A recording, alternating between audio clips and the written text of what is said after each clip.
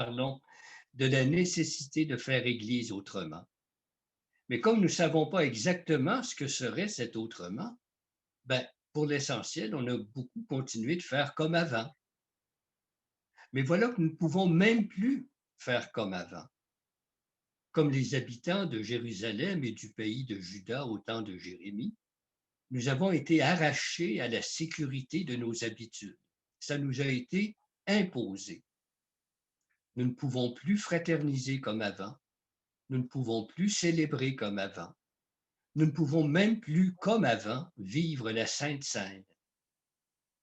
Au début du culte, nous avons lancé à Dieu cette question: quand pourrons-nous te rendre un culte comme avant, chanter tes louanges, fraterniser entre nous? C'est pour quand le retour à la normale?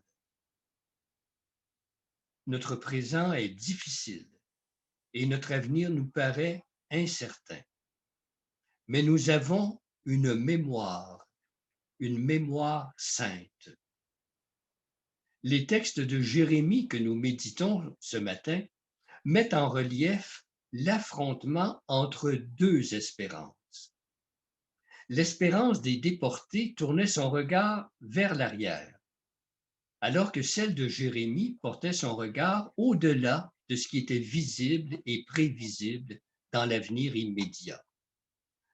Pour les premiers, la fin de la crise serait le rétablissement des façons de vivre et de faire, en gros, semblables à ce qu'ils avaient connu. Pour Jérémie, l'issue de la crise demeurait totalement inconnue.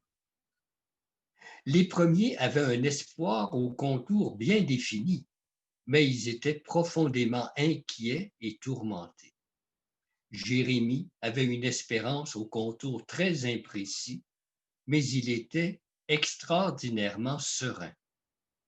Quelle est donc la clé de cet étrange paradoxe?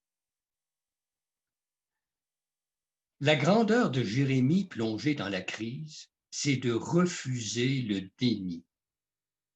Acceptant positivement un présent qu'il ne peut changer, il consent à ce qui est.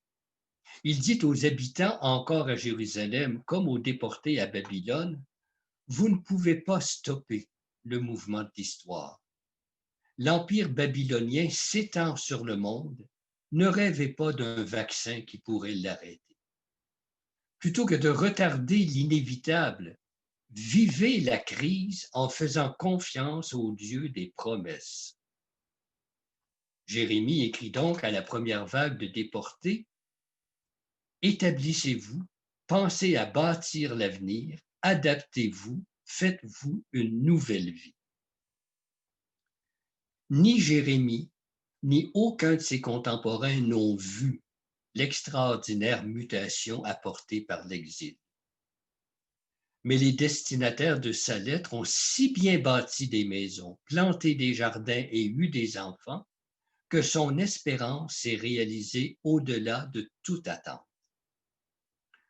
Ce fut l'œuvre de la deuxième génération des exilés, celle qui n'avait jamais connu Jérusalem, qui n'arrivait pas à se représenter ni le temple ni la liturgie qu'on y célébrait.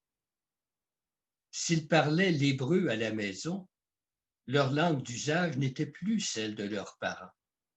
Ils avaient toujours respiré l'air d'une autre culture que celle de leurs parents. Ils avaient grandi en contact avec d'autres jeunes dont les parents, déportés eux aussi à Babylone, étaient venus des quatre coins du monde.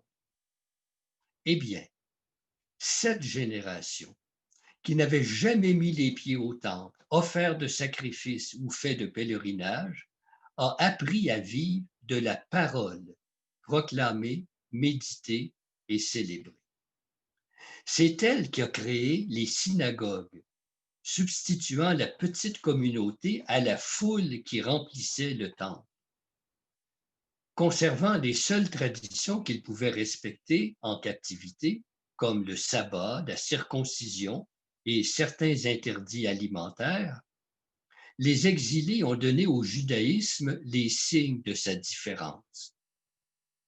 C'est eux qui, les premiers, ont proclamé qu'il y a un seul Dieu, créateur du ciel et de la terre, maître de toutes les nations et de tous les peuples. C'est à eux que nous devons l'admirable récit de la création en 6 jours. C'est eux qui, ayant fait l'expérience de la souffrance des justes et ont rédigé et accueilli les dialogues courageux du livre de Job ou les chants confiants du serviteur souffrant. Alors nous ne savons pas ce que sera le monde post-pandémie, ni l'Église post-pandémie. Et pour la plupart, nous ne le connaîtrons sans doute pas. Mais notre foi nous assure que Dieu tire la grâce du péché, la lumière des ténèbres et la vie de la mort. La pandémie m'a rappelé cette réflexion d'un théologien péruvien. On vit un temps d'une extrême beauté. Moi, je ne changerai pas parce qu'on est acculé à la profondeur.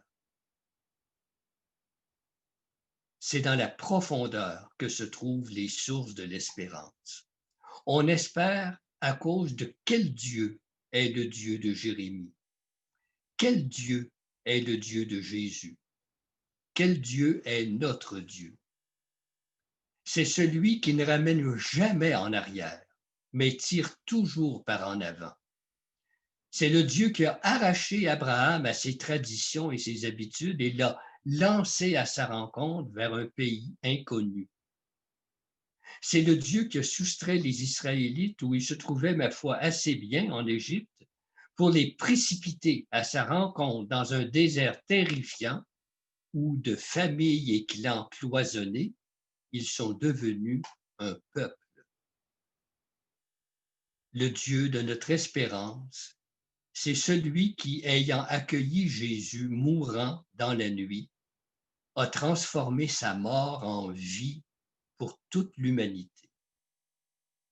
Et nous pouvons alors nous étonner en paraphrasant ces mots de Didier Rimbaud, qui donc est Dieu qui tire de nos morts notre renaissance?